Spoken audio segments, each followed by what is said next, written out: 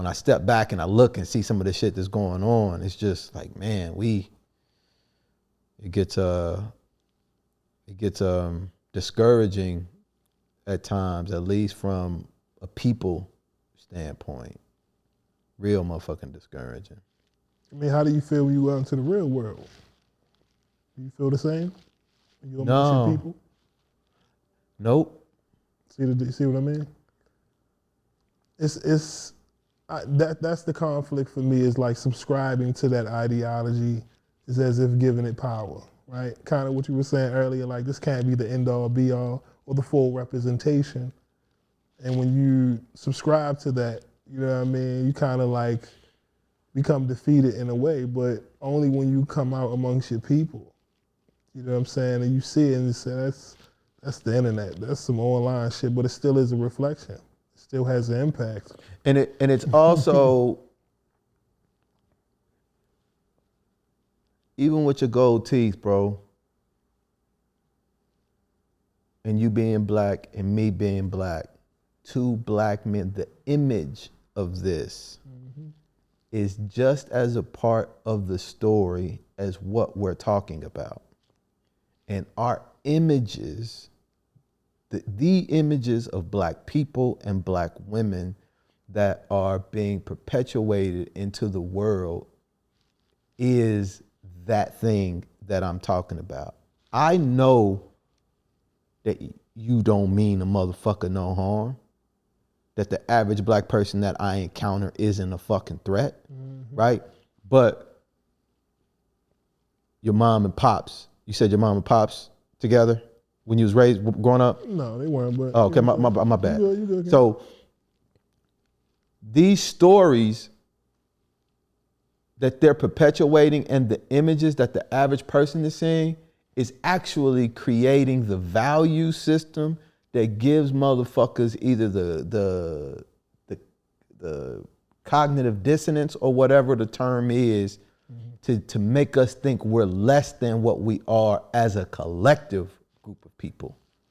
Even ourselves, like when you were saying, when you scrolling up and you see an ass and it means nothing now, like you don't mean that about the woman in your life or whatever, but that woman that you saw who you don't, it's just nothing. It's just, we just scroll through. So the images that we're perpetuating, that is being perpetuated, is what I'm talking. When that dude got shot, I can't remember his name, with his son in the back with his girl. They didn't see. They didn't see that man. They didn't see that man as a husband, as a father. They saw him as a man. You've got to perpetuate images. You've got to create and produce and perpetuate images of fatherhood in order for a group of people to be perceived as fathers. You can be operating in that capacity in your life and in your community, but a father has much more value in a mental state, at least from what I'm thinking, as just like a single dude. It's just the values that they have. So if they saw him, oh, he's with his family, they just saw that's a nigga with his baby mama, or you know, they don't see a unit. But we're not creating images that tell the story of units, of family, of fatherhood. And so even though I recognize, I don't know no ain't shit daddies, bro. I don't know one dad who ain't shit. The average thought is that brothers don't take care of their kids. That's fucked up. Matter of fact, every brother I know is fighting to get more time with his kids. But that ain't the story. You know what I'm saying? No, you're right, King. I'm just talking, man.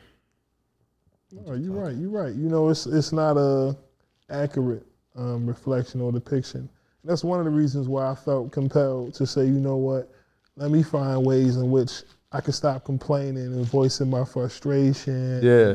People treat me like I'm Sharif. You know what, let me go out here and create the alternative and the solution.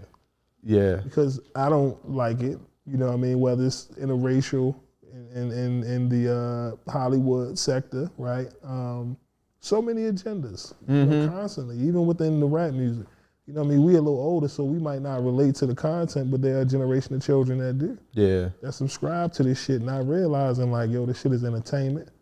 You know what I'm saying? You got actors who play roles in movies. You don't expect this motherfucker to be that when he leave out the theater. So we just trying to create those platforms to kind of change the narratives. Because in my heart, and when I was raised on, the people that were in my life, they know that's not the scale that we trying to aspire to. Right now, we trying to establish some type of order. Yeah. Because that's what we lack right now, leadership.